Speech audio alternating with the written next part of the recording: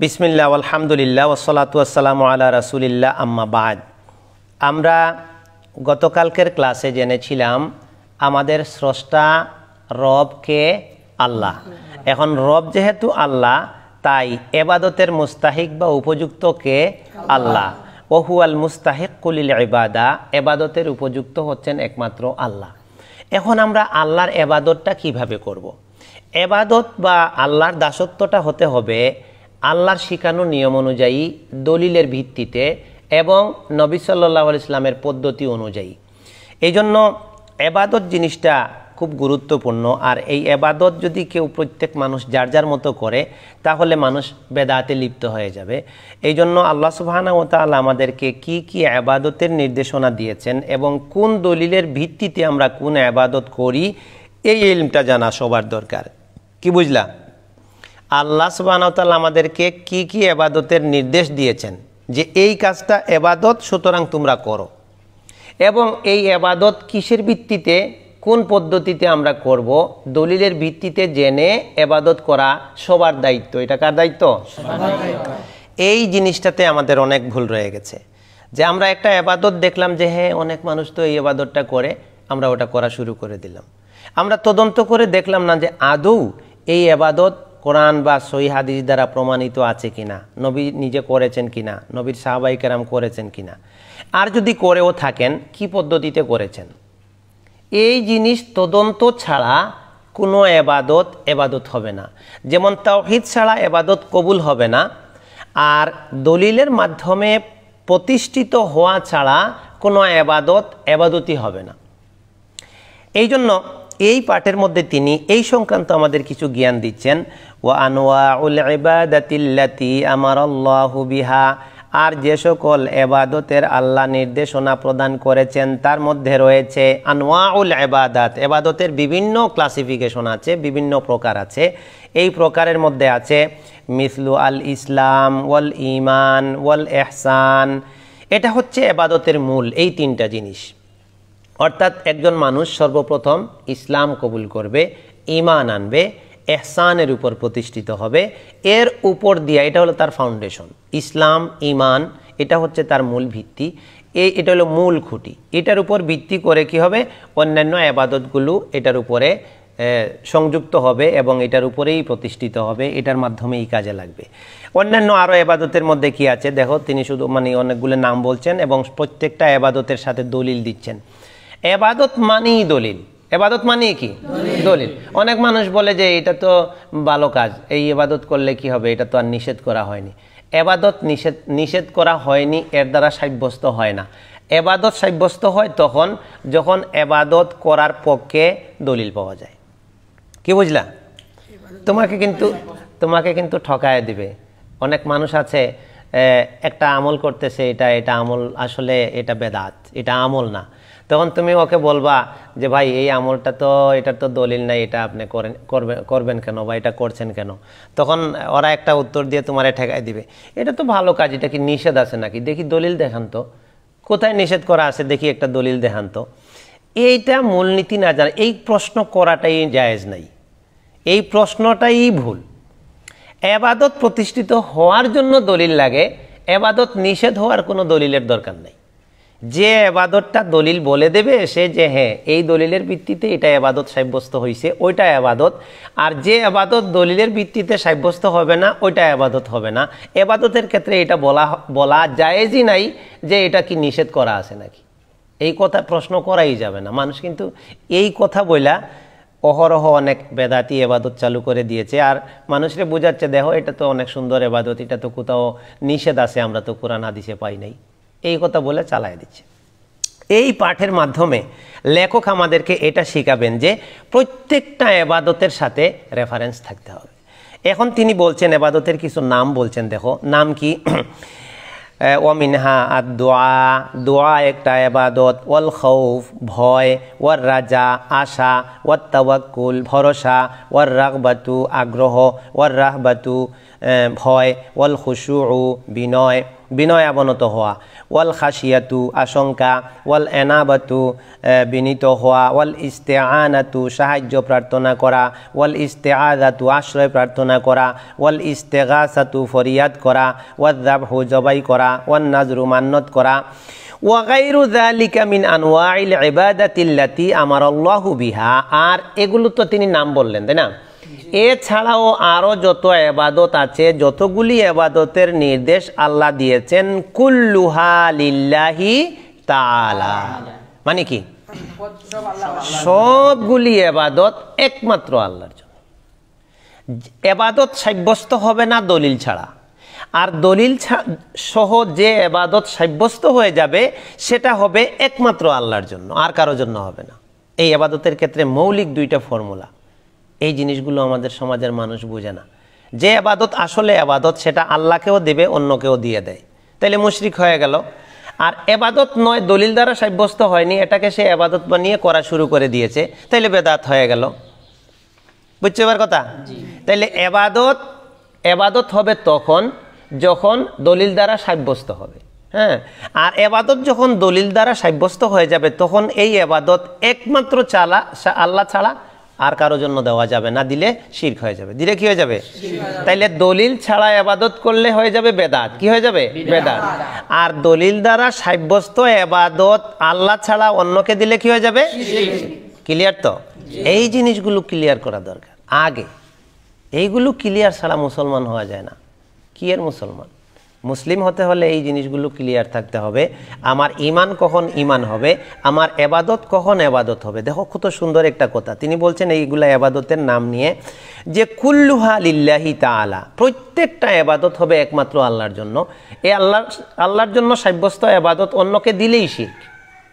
আর ওয়াদ দালিলু, প্রত্যেকটা ইবাদত দলিল দিয়ে বোঝাচ্ছেন, তার মানে দলিলের বাইরে গেলে ইবাদত হবে না, দলিল দিয়ে ইবাদত সাব্যস্ত হবে। এবার দেখো ওয়াদ দালিলু কওলুহু তাআলা, একটা দলিল হচ্ছে ওয়াদ দালিলু কওলুহু তাআলা, দলিল হচ্ছে ওয়া আন্নাল মাসাজিদা লিল্লাহি ফালা তাদউ মাআল্লাহি আহাদা, মসজিদ সমূহ আল্লাহর ঘর, তোমরা আল্লাহ ছাড়া আর কাউরে ডাকো না। সূরা জিন এর 18 আয়াত। অর্থাৎ এখানে তিনি বলে দিলেন এক কথায় যে আল্লাহর সাথে কাউকেই ডাকা যাবে না। এরপরে দেখো ফামান সরাফা, যে ব্যক্তি দিল মিনহা, এই ইবাদতগুলির মধ্য থেকে কোনো শাইআন, কোনো ইবাদত। কি বুঝলা? এটা খুব সূক্ষ্ম জিনিস। একটা মানুষ দেখবা সে আসলে তো ভালো, সে ফরজ সালাত আদায় করে, সিয়াম পালন করে, হজ করে, যাকাত দেয়, দান সাদাকা করে, সব তার ঠিক আছে, কিন্তু একটা ইবাদত সে অন্যকে দিয়ে দেয়। অর্থাৎ দোয়াটা কোনো বুজুর্গের কাছে করে যাইয়া, যে বুজুর্গ কোনো জীবিত হোক মৃত হোক, আপনি আমার এই আসানটা পূরণ করে দেন, আমার এই বিপদ আপনি দূর করে দেন, আমার এই হাজতটা আপনি পূরণ করে দেন। এই একটা ইবাদত দিছে শুধু আল্লাহ ছাড়া অন্যকে, আর বাকি সব ইবাদত আল্লাহর জন্য করছে। এবার দেখো কি বলছেন, ফামান সরাফা মিনহা শাইআন লিগাইরিল্লাহি, এই ইবাদতগুলোর মধ্য থেকে যদি 1 ইঞ্চি ইবাদত, 1 ইঞ্চি, 1 কাচ্চা, 1 ফুটা, একটা ইবাদতের অংশ বিশেষ সে আল্লাহ ছাড়া কাউকে দিয়ে দেয়, ফাহুয়া মুশরিকুন কাফিরুন, সে মুশরিক হয়ে গেল, কাফির। কত মারাত্মক জিনিস। এবার বুঝছো? ইবাদত খালি করলে হবে? তাওহীদ বুঝতে হবে, ইবাদতের মূলনীতি বুঝতে হবে। মূলনীতি না বুঝে ইবাদত করলে কোনো লাভ হবে না। তাহলে সমস্ত ইবাদত যেগুলো, তাহলে ইবাদতের ক্ষেত্রে দুইটা মূলনীতি বললাম, যে ইবাদত তখন ইবাদত হবে যখন সহি দলিল দ্বারা সাব্যস্ত হবে। বুঝছো? যদি দলিল দ্বারা ইবাদত সাব্যস্ত না হয় তাহলে তার নাম কি? বেদাত।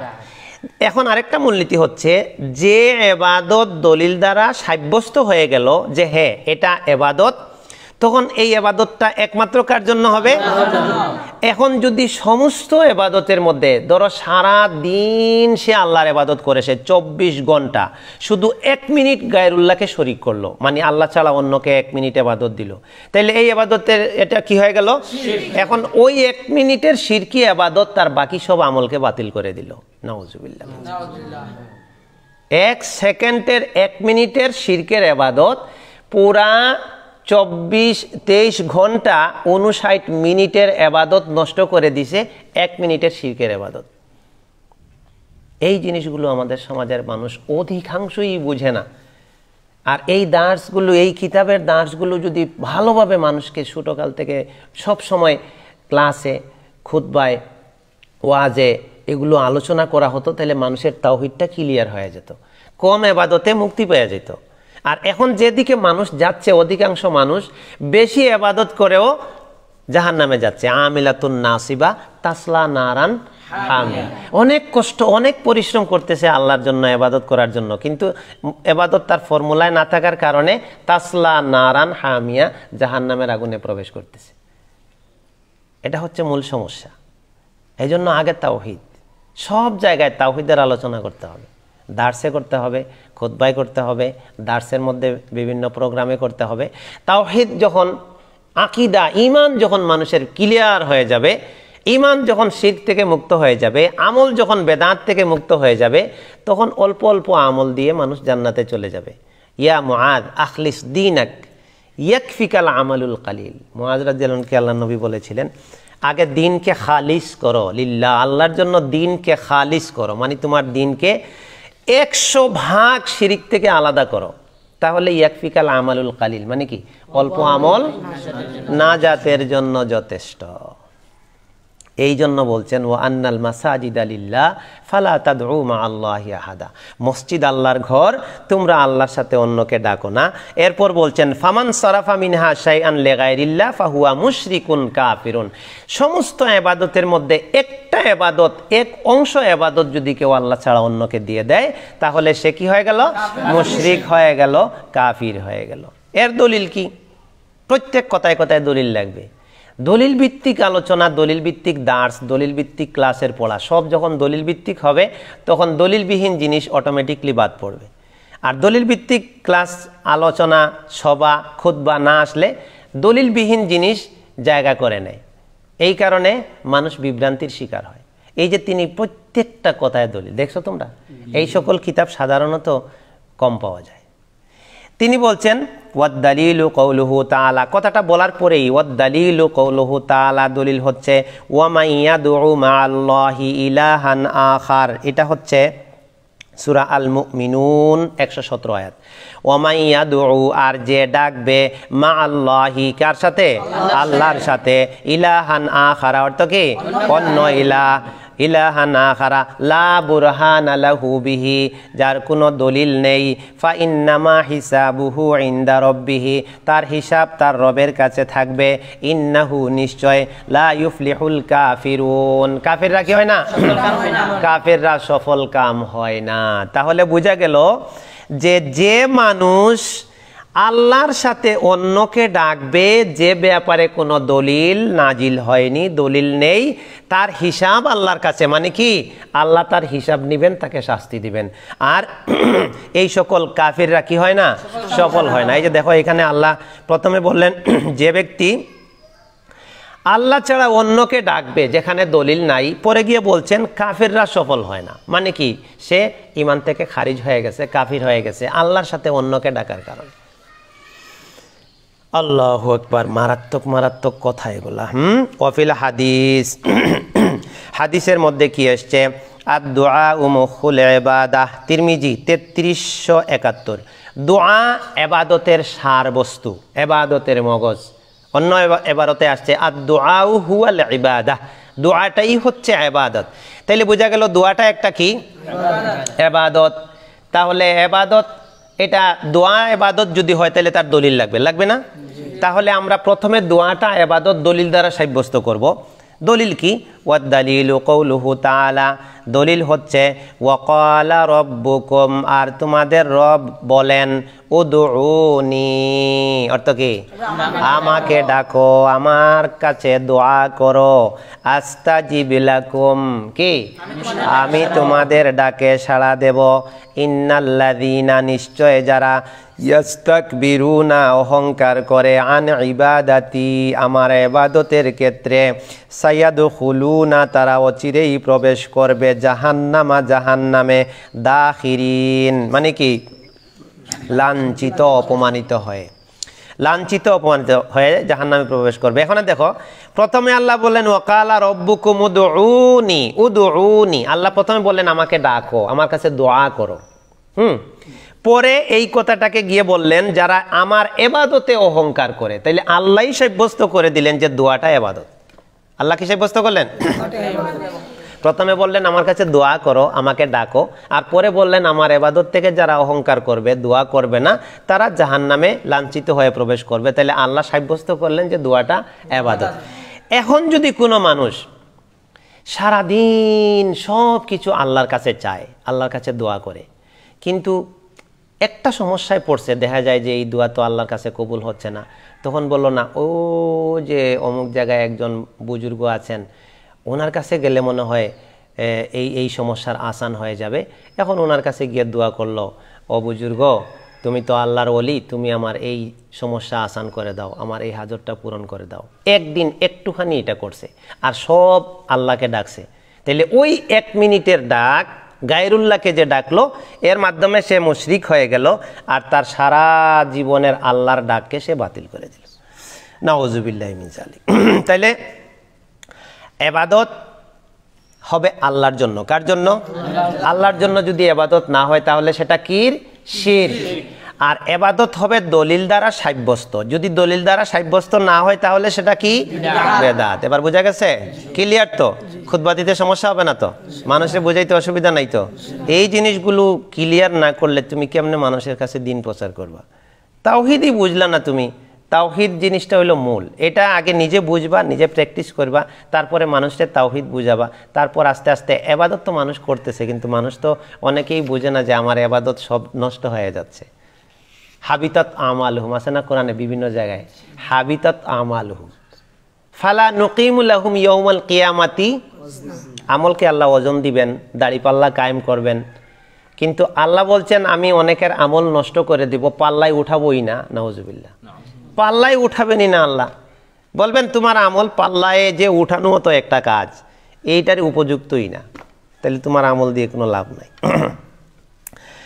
ওয়া দালিলুল খাউফি, ভয়ের দলিল কি? ওই যে ভয়, ভয় জিনিসটা রিয়াল ভয় আল্লাহকে করতে হবে। রিয়াল ভয় কাকে করতে হবে? তুমি পড়া পারো না, উস্তাদ মার দিবে, এজন্য সাময়িক একটা ভয় কাজ করতে পারে তোমার মাঝে।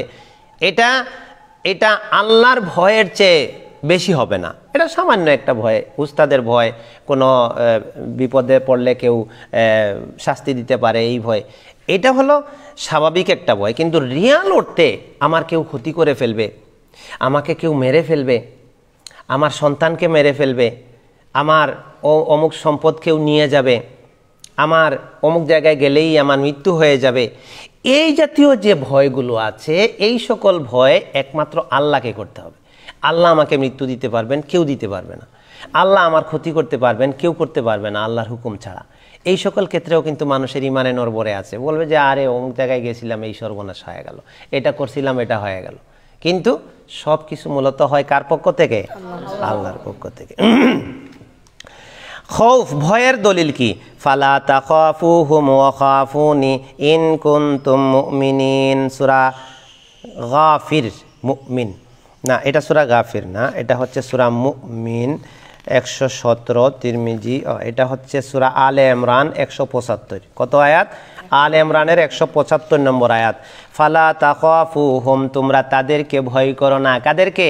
ওই মানুষগুলোকে ভয় করো না যারা তোমাদেরকে ভয় দেখায়, তোমরা যুদ্ধে যাইও না, তোমরা মারা যাবে। বদরের যুদ্ধের ব্যাপারে মুনাফিকরা মুসলিমদেরকে বলছিল যে তোমরা ওখানে যাইও না, মারা যাবে, বিভিন্ন ধরনের প্রলোভন দিয়েছিল, বা বিভিন্ন ক্ষেত্রে মানুষকে মানুষ ভয় করে আল্লাহর দ্বীনের ক্ষেত্রে। তো আল্লাহ বলছেন ফালা তাখাফুহুম, মানুষকে ভয় করো না, ওয়া খাফুনি, আমাকে ভয় করো, আল্লাহকে ভয় করো, ইন কুনতুম মুমিনিন, যদি তোমরা কি হও? তাহলে যে মুমিন হবে সে একমাত্র কাকে ভয় করবে? আল্লাহকে ভয় করবে। আল্লাহ ছাড়া অন্যকে রিয়াল অর্থে, প্রকৃত অর্থে ভয় করা যাবে না। ওয়া দালিলুর রাজা, আশা আল্লাহর কাছে করতে হবে, অন্য কারো কাছে করা যাবে না।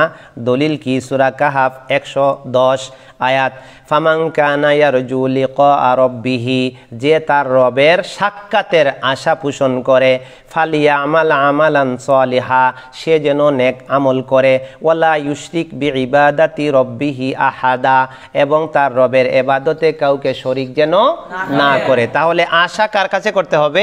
আল্লাহর কাছে করতে হবে। আশা আল্লাহর কাছে করতে হবে, আর আল্লাহর ইবাদতে কাউকে শরীক করা যাবে না। ওয়া দালিলুত তাওয়াক্কুল, তাওয়াক্কুল ভরসা একটা ইবাদত।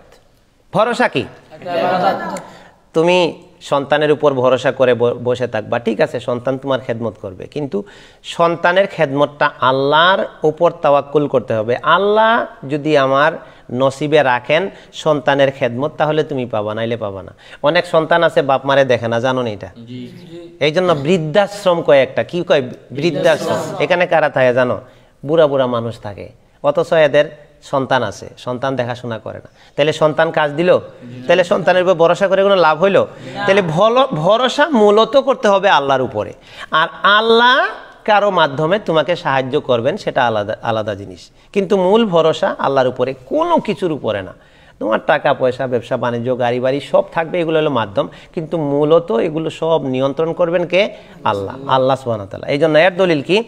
সূরা মায়েদা আয়াত 23, ওয়া আলাল্লাহি ফাতাওয়াক্কালু, আল্লাহর উপরে তোমরা ভরসা করো, ইন কুনতুম মুমিনিন, যদি তোমরা মুমিন হও। সূরা তালাক 3 নম্বর আয়াত, ওমান ইয়াতাওয়াক্কাল আলাল্লাহি ফাহুয়া হাসবুহু, যে আল্লাহর উপর ভরসা করবে আল্লাহই তার জন্য কি? যথেষ্ট হয়ে যাবেন। আল্লাহর উপর ভরসা করলে তাকে রক্ষা করার জন্য আল্লাহই যথেষ্ট হয়ে যাবেন। ওয়া দালিলুর রাগবাতি ওয়ার রাহবাতি ওয়াল খুশুই, আগ্রহ, আগ্রহ, ভীতি, আগ্রহ, ভীতি, নম্রতা, এগুলো একমাত্র আল্লাহর দিকে যাবে, আল্লাহর জন্য করতে হবে। এর দলিল কি? দলিল কওলুহু তাআলা, সূরা আম্বিয়া 90 আয়াত, ইন্নাহুম কানু ইউসারিউনা ফিল খায়রাত ওয়া ইয়াদউনানা রাগাবান ওয়া রাহাবা ওয়া কানু লানা খাশিঈন। আহারে, নবীদের কথা আল্লাহ বলছেন। কাদের কথা? অনেক নবীদের নাম বলেছেন এখানে উপরে, 90 আয়াতের উপরে অনেক নবীদের নাম বলেছেন। অনেক নবীদের নাম বলে তাদের অবস্থা বর্ণনা করছেন, যে এরা কেমন ছিলেন, কি করতেন। তিনি বলছেন, ইন্নাহুম কানু ইয়াদউনানা কানু ইউসারিউনা ফিল খায়রাত, এরা নেকির কাজে অগ্রগামী ছিল। নেকির কাজে কেমন ছিল? আমরা তো মাদ্রাসায় পড়েও জামাতে ফাঁকি দিতে চাই, সুন্নতে মুআক্কাদা ফাঁকি দিতে চাই, নফল সালাত ফাঁকি দিতে চাই, মন চায় না। যারা বাইরে থাকে তারা তো কথাই নাই। এই যে ফজর গেল, লাখ লাখ মানুষ মুসলিম সমাজে বসবাস করে, মরলে আবার তার জানাজাও দিবে, কাফনও দিবে, আহারে অমুক মারা গেছে ঘোষণা দিবে, অথচ সালাত আদায় করে নাই। এই যে ফাঁকিবাজি। কিন্তু আল্লাহর নবীদের চরিত্র এরকম ছিল না। তারা ছিলেন ইউসারিউনা ফিল খায়রাত, নেকির কাজে দৌড়াতেন। নেকির কাজে কি করতেন? অগ্রগামী থাকতেন, প্রতিযোগিতায় লিপ্ত হয়ে যেতেন, কার থেকে কে বেশি নেকি অর্জন করতে পারবে। ওয়ায়াদউনানা রাগাবান ওয়া রাহাবা, তারা ভয় আর আশা নিয়ে আমাকে ডাকতো। কাকে ডাকতো?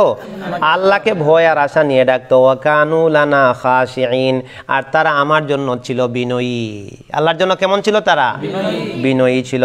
ওয়া দালিলুল খাশিয়াতি, ভয়ের ক্ষেত্রে দলিল হচ্ছে কওলুহু তাআলা, সূরা মায়েদা 3 নম্বর আয়াত, ফালা তাখশাউহুম ওয়াখশাউনি, মানুষকে তোমরা ভয় করো না, আমাকেই ভয় করো। ওয়া দালিলুল ইনাবাতি, বিনীত হওয়া, বিনয় প্রকাশ করা, এটা আল্লাহর জন্য। বিনয় প্রকাশ কার জন্য? অনেক মানুষ আছে না, কোনো নেতা নেত্রী কোনো স্বার্থের জন্য গেছে, ভয় দিব, জেল দিব, হ্যাঁ, একবারে আল্লাহর কাছে যে বিনয় হওয়া, একবারে কাতর হয়ে যায় তার কাছে, কিন্তু আল্লাহকে ভুলে যায়। বিনয় হবে আল্লাহর জন্য। আল্লাহ বলছেন সূরা জুমার 54 আয়াত, ওয়া আনিবু ইলা রাব্বিকুম ওয়া আসলিমু লাহ, তোমরা তোমাদের রবের দিকে বিনীত হও, বিনয় অবনত হও এবং তার কাছে আত্মসমর্পণ করো। ওয়া দালিলুল ইস্তিআনা, সাহায্য। তুমি একজনের কাছে 10 টাকা চাইলা, তোমাকে সাহায্য করলো, কিন্তু ওটা আল্লাহর হুকুমে হবে। মূল সাহায্য কে করবেন? আল্লাহ। তুমি এটা মনে করবে না যে আল্লাহর হুকুম ছাড়া কেউ আমার সাহায্য করে জান্নাত দিয়ে দিব, কেউ আমার বিপদ দূর করে দিব, কেউ আমারে দুনিয়ার মুসিবত থেকে উদ্ধার করব। আল্লাহর হুকুম ছাড়া এটা কিছুই হবে না। সাহায্যের একমাত্র মূল মালিক হচ্ছেন কে? আল্লাহ। আল্লাহ যখন তোমাকে সাহায্য করতে চাইবেন তখন কোনো বান্দাকে উসিলা করে দিবেন, কোনো জিনিসকে উসিলা করে দিয়ে তোমার কাজ সারায় নেবেন, কিন্তু সাহায্য আল্লাহর কাছে। দলিল কি? সূরা ফাতিহা আয়াত 5, ইয়্যাকা না'বুদু ওয়া ইয়্যাকা নাস্তাঈন, আমরা কেবল আপনার ইবাদত করি, আপনার কাছেই সাহায্য চাই। তিরমিজি এর 2516 নম্বর হাদিস, নবী সাল্লাল্লাহু আলাইহি ওয়াসাল্লাম বলেছেন, ইযাস্তাআনতা ফাস্তাঈন বিল্লাহ, যখন তুমি সাহায্য চাও তখন কার? আল্লাহ। এইভাবে দলিল দিয়ে ইবাদত সাব্যস্ত করা লাগে। চিন্তা করছো? তুমি তো খালি বই পড়েই যাবা, খালি পড়েই যাবা না, প্রত্যেকটা জিনিস দলিল দিয়ে সাব্যস্ত করা লাগে। ওয়া দালিলুল ইস্তিআযাতি, আশ্রয় প্রার্থনা।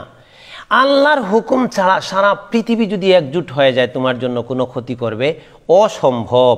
এই জন্য মানুষের কাছে আশ্রয় চাওয়ার আগে আল্লাহর কাছে আশ্রয় চাইতে হবে, আল্লাহ তুমি বাঁচাও। ইন্নী উযতু বিরব্বি ওয়া রাব্বিকুম মিন কুল্লি মুতাকাব্বিরিন জাব্বার। মুসা আলাইহিস সালাম বলেছিলেন, আমি অহংকারী দাম্ভিক এগুলার কবল থেকে বাঁচার জন্য আমার রবের কাছে আমি আশ্রয় চাই। আমাদের নবীকে আল্লাহ কি শিখিয়েছেন দেখো, সূরা ফালাক, সূরা নাস পড়ছনি কোনো দিন? মুখস্থ আছে তো? রাত্রে ফরজ নামাজের পরে পড়া লাগে, তাই না? এগুলা তো সবাই পারে, এই জন্য আর দলিলের নাম্বার আয়াত নাম্বার নাই বললাম। তো সবাই জানে যে এটা কোরআনের শেষের দিকে আছে। সূরা ফালাক কি দিয়ে শুরু? কুল আউযু বিরাব্বিল ফালাক, বলো আমি প্রভাতের রবের কাছে আশ্রয় চাই। নাস কি দিয়ে শুরু? কুল আউযু বিরাব্বিন নাস, বলো আমি মানুষের রবের কাছে আশ্রয় চাই। তাহলে আশ্রয়টা কার কাছে চাওয়া হচ্ছে? আল্লাহর কাছে, রবের কাছে। এই জন্য আশ্রয় দেওয়ার মূল মালিক কে? অনেক বিপদ চতুর্দিকে তোমাকে গ্রাস করে ফেলেছে, বাঁচার কোনো উপায় নাই, তুমি শেষ। তুমি খালি এর কাছে একবার, ওর কাছে একবার, অমুকের কাছে একবার, অমুকের তন্ত্রমন্ত্রের কাছে একবার, অমুকের কাছে একবার, খালি দৌড়াইতে দৌড়াইতে পেরেশান। তুমি সারাটা দিনে একবার এই কাজটা করলে না যে সুন্দর করে অজু করে এসে সালাতের মধ্যে দাঁড়াইয়া সিজদার মধ্যে গিয়া বলবা, আল্লাহ আমি এই বিপদে পড়েছি, তুমি আমাকে সাহায্য করো। মুহূর্তের মধ্যে সব যারা তোমার ক্ষতি করতে চাইতেছে আল্লাহ ওদের মাইন্ড চেঞ্জ করে দিবেন, যা ওর সাথে আর লাগবো না, থাক, বাদ দিলাম, তোমার সমস্যা সমাধান হয়ে গেছে। বিষয়গুলো এরকম। এই জন্য আশ্রয় প্রার্থনা করতে হবে মূলত কার কাছে? আল্লাহর কাছে। সাহায্য চাইতে হবে কার কাছে? ভয় করতে হবে কাকে? আশা করতে হবে কার কাছে? তাওয়াক্কুল করতে হবে কার উপরে? হ্যাঁ, দোয়া করতে হবে কার কাছে? আল্লাহর কাছে। এবার সব শেষে একটা আল ইস্তেগাসা। ইস্তেগাসা মানে বুঝো ফরিয়াদ। ইস্তেগাসা মানে কি? ফরিয়াদ। ফরিয়াদ হলো মানুষ মানুষের কাছে যখন ফরিয়াদ চায় তখন শিরিক হয়ে যায়। প্রকৃত ফরিয়াদকারী আল্লাহ। ফরিয়াদ কবুলকারী কে? আল্লাহ। গাউস, আল্লাহর নাম হচ্ছে গাউস। গাউস কিন্তু আল্লাহ, অর্থাৎ ফরিয়াদ কবুল করে বিপদ থেকে উদ্ধারকারী হচ্ছেন আল্লাহ। কিন্তু মানুষ মানুষকে গাউস বানায়, কারো কারো নাম রাখে গাউসুল আজম, সবচেয়ে বড় ফরিয়াদ কবুলকারী মানুষকে বানায় মাআযাল্লাহ। মানুষ কি করে গাউসুল আজম হয়? গৌসুল আজম মানে সর্বোচ্চ ফরিয়াদকারী। দেখো গৌসের অর্থ দিছে আল ইস্তেগাসাতু, ফরিয়াদ তলব করা, মানে কোনো বিপদে পড়ে উদ্ধারের জন্য কারো কাছে সাহায্য চাওয়া। এটা কার কাছে চাইতে হবে? আল্লাহ। মানুষ কি করে এটা করতে পারবে? এই জন্য এর দলিল কি? ইদ তাস্তাগীসুনা রাব্বাকুম, সূরা আনফাল 9 নম্বর আয়াত। ঈদ বদরের যুদ্ধ হবে, তখন নবী সাহাবায়ে কেরাম সবাই ফরিয়াদ করছিলেন কার কাছে? এই যে দেখো, ইদ তাস্তাগীসুনা, যখন তোমরা ফরিয়াদ করেছিলে, রব্বাকুম, তোমাদের রবের কাছে, ফাস্তাজাবা লাকুম, তিনি তোমাদের ডাকে সাড়া দিলেন, তোমাদের ফরিয়াদ শুনলেন, তোমাদেরকে বাঁচায় দিলেন। বদরের যুদ্ধে মুসলিমদের সংখ্যা তো কম ছিল, তাই না? কাফিরদের সংখ্যা বেশি ছিল, কিন্তু বিজয়টা মুসলিমদের হয়েছিল। ফেরেশতার মাধ্যমে আল্লাহ তাদেরকে সাহায্য করেছেন। একবারে চাক্ষুষ ফেরেশতার বাহিনী পাঠায় দিয়েছেন, এরা মুসলিমদের পক্ষ হয়ে যুদ্ধ করছে। সুবহানাল্লাহ। তে ফরিয়াদ কার কাছে? তাহলে মানুষ বড় ফরিয়াদ কবুলকারী কি করে হয়? এটা তো আল্লাহর কাজ। আল্লাহর কাজ তুমি মানুষকে দিলে তো শিরক হয়ে গেল। শিরক হলো মানে তোমার ঈমান আমল সব শেষ হয়ে গেল, কিচ্ছু নাই, খালি। মাআযাল্লাহ, আল্লাহ হেফাজতকারী। তারপরে দেখো শেষ আমাদের আর আছে দুইটা পয়েন্ট হইলে আমরা ইবাদতের পর্বটা শেষ করে ফেলব। ওয়া দালিলুয যাবহি, জবাই কার জন্য হবে? আল্লাহর জন্য। বিসমিল্লাহি আল্লাহু আকবার বলে আল্লাহ সন্তুষ্টির জন্য জবাই হবে। তুমি যদি কুরবানি দাও কোনো মাজারে যাইয়া কবরওয়ালার বরকত নেওয়ার জন্য, শিরক হয়ে গেল। আল্লাহর নাম ছাড়া অন্যের নামে করা যাবে না জবাই। আর আল্লাহকে সন্তুষ্ট করা উদ্দেশ্য ছাড়া অন্য কারো সন্তুষ্টির উদ্দেশ্যেও জবাই করা যাবে না। ওয়া দালিলুজ যাবহি কাউলুহু তাআলা, সূরা আনআম 162। কোন সূরা? কত? মুখস্থ রাখতে হবে। কুল ইন্না সলাতি, বলো আমার সালাত, ওয়া নুসুকি, আমার জবাই কুরবানি, ওয়া মাহইয়ায়া, আমার জীবন, ওয়া মামাতি, আমার মরণ, লিল্লাহি রব্বিল আলামিন, বিশ্বজগতের রব আল্লাহর জন্য, লা শারীকা লাহু, তার কোনো শরীক নাই। ওয়া মিনাস সুন্নাহ, আর সুন্নাহ থেকে দলিল আছে। মুসলিমের 1978 নম্বর হাদিস, লাআনাল্লাহু মান যাবাহা লিগাইরিল্লাহ, আল্লাহ লানত দিয়েছেন তার উপরে যে আল্লাহ ছাড়া অন্যের জন্য জবাই করে। আসেনি? আল্লাহ ছাড়া অন্যের জন্য যে জবাই করে, নবী তার উপরে কি দিয়েছেন? হ্যাঁ, আল্লাহ তার উপরে লানত, অভিশাপ দিয়েছেন। তাহলে যাও সবাই নিয়া বাবার দরবারে জবাই করো, তাইলে ইবাদত হয়ে যাবে, আল্লাহ খুশি হয়ে যাবে, তাই না? মানুষ তো তাই মনে করতেছে, বাবারে খুশি করলে সব শেষ, দুনিয়াও আসান আখেরাতও আসান, সন্তান হবে, ব্যবসায় বরকত হয়ে যাবে, পরকালে পার করে দিয়ে জান্নাতে দিয়ে যাবে। আর নবী বলছেন লাআনাল্লাহু মান যাবাহা লিগাইরিল্লাহ, বাবার ওখানে বাবার বরকত নেওয়ার জন্য জবাই করছো, তোমার উপরে আল্লাহ লানত, আল্লাহ তোমারে বাঁচাবে কি, তোমার উপরে আরো অভিশাপ দেবে। নাউজুবিল্লাহ। এগুলা কে বুঝাবে মানুষরে? আমাদের বাংলাদেশে তো এগুলার অভাব নাই। ওহো রহ আল্লাহ ছাড়া অন্যের জন্য জবাই করা হয়। আমি নিজে দেখলাম বিভিন্ন জায়গায় আপনার এই যে কবরের পাশে এখানে আপনার জবাইয়ের জন্য পাকা দিয়ে জায়গা তৈরি করে নিছে, আর মানুষে বিশাল বিশাল গরু ছাগল দান করে দিচ্ছে ওখানে ওই কবরওয়ালার উদ্দেশ্যে। যাও তোমার জন্য দিলাম, মনে করতেছে আমি আল্লাহর কাছে নেকি পাইলাম। ওটা উহিল্লা লিগাইরিল্লাহ, আল্লাহ ছাড়া অন্যের জন্য দিয়েছে, এটা শিরিক হয়ে গেছে। এখন তার সারা জিন্দেগি নামাজ রোজা হজ যাকাত ঈমান আমল দান সাদাকা সব জলে ফেলাই দিছে, শেষ ছাই হয়ে গেছে। এবার আরেকটা রইছে ওয়া দালিলুন নাজরি, মান্নত। মান্নত বুঝো, মান্নত কি? মান্নত হচ্ছে তোমার উপরে ওয়াজিব নয় এমন কোনো ভালো কাজকে নিজের উপরে ওয়াজিব করে নেওয়া, এটা হলো মান্নত। যেমন আগামী সোমবারে তোমার উপরে রোজা রাখা ফরজ নয়, রমজান মাস যেহেতু নয় এটা। এখন তুমি মান্নত করলা যে আল্লাহ আমি আগামী সোমবারে রোজা মান্নত করলাম। আবার মানুষ কি করে, কেউ অসুস্থ হয়ে গেল, এখন মান্নত করতেছে আল্লাহ আমার ছেলেটা সুস্থ হয়ে গেলে আমি একটা ছাগল সাদাকা করে দিব, দান করে দিব। এই যে মান্নত, এই মান্নতটা কিন্তু আসলে ওয়াজিব নয়, আর এই মান্নতের প্রতি উৎসাহিত করা হয়নি। মান্নতের ব্যাপারে বলা হয়েছে মান্নত কৃপণের সম্পদ বের করে, এমনি তো দান করে না। এখন বিপদে পড়ছে, অসুস্থ হয়ে গেছে সন্তান, কেউ অসুস্থ হয়ে গেছে, একটা বিপদে পড়ছে, এখন মান্নত করলো যে আল্লাহ আমি এত টাকা দিয়ে দেব, তুমি আমারে বাঁচাও, তখন ওই উসিলায় কিছু টাকা দান করে। মান্নত কি করে? কৃপণের সম্পদ বের করে। মান্নত কিন্তু উৎসাহিত করা হয়নি, কিন্তু মান্নত করলে পূর্ণ করা ওয়াজিব। পূর্ণ করা কি? আর যদি কেউ মান্নত করেই তাহলে করতে হবে কার জন্য? অনেকে কিন্তু মান্নত করে মাজারওয়ালার জন্য যে আল্লাহ তুমি আমার এই বিপদ দূর করো, আমি তোমার অমুক অলি আল্লাহর মাজারে এই গরুটা নিয়ে দিয়ে দিব, দাও। বলতেছে বিপদের কথা একদিকে আল্লাহরে, আবার মান্নতের জিনিসটা দিয়ে দিচ্ছে মাজারওয়ালার কাছে। এই যে পেশ লাগলো নি, এই জিনিস বুঝাবে কে? এই তো তাওহীদ নষ্ট করে দিল। ওয়া দালিলুন নাজরি, নাজর বা মান্নত হবে আল্লাহর জন্য, এটা বাড়িতে জবাই করবে। মান্নতের পশু বাড়িতে জবাই করবে, নাই কোনো গরিবকে দিয়ে দিবে তুমি এটা জবাই করে খাও, নাইলে কোনো মাদ্রাসায় দিয়ে দিবে যে এটা আমার মান্নত, এটা জবাই করে গরিবদেরকে খাওয়ায় দেন, হ্যাঁ, অথবা সাদাকা দিয়ে দিবে। এটা ও আরেক জায়গায় কোনো ব্যক্তির কাছে নিয়ে জবাই করবে ওর বরকতের জন্য, ওটা করবে কেন? ওয়া কাউলুহু তাআলা, দলিল হচ্ছে 53 সূরা আদ-দাহার আয়াত 7। তো সূরা আদ-দাহার এটার আরেক নাম কি জানো? সূরাতুল ইনসান। ইউফুনা বিন নাযরি, তারা মান্নত পূর্ণ করে, ওয়া ইয়াখাফুনা ইয়াওমান, এমন একটা দিনকে ভয় করে, কানা শাররুহু মুস্তাতিরা, যে দিনের অকল্যাণ হচ্ছে ভয়াবহ ব্যাপক, যে দিনের বিপদ সবাইকে গ্রাস করবে, সবাইকে চেয়ে ফেলবে, ওই দিনকে তারা ভয় করে আর মান্নতকে পূর্ণ করে। এখানে মান্নতকে পূর্ণ করার কথা বলেছে। মান্নতটা হবে আল্লাহর জন্য এবং মান্নত করলে সেটা কি করতে হবে? পূর্ণ করতে হবে। তাহলে আজকে আমরা এই গুরুত্বপূর্ণ ক্লাস থেকে যে জিনিসগুলো জানলাম সেটা হচ্ছে যে আমরা যে ইবাদতই করব সেটা আগে দলিল দ্বারা কি হওয়া লাগবে, সাব্যস্ত হওয়া লাগবে। দলিল দ্বারা সাব্যস্ত না হলে কোনো ইবাদত হবে না। 2 নম্বর, যত ইবাদত দলিল দ্বারা সাব্যস্ত হয়ে যাবে সেটা কার জন্য করতে হবে, একমাত্র আল্লাহর সন্তুষ্টির জন্য করতে হবে।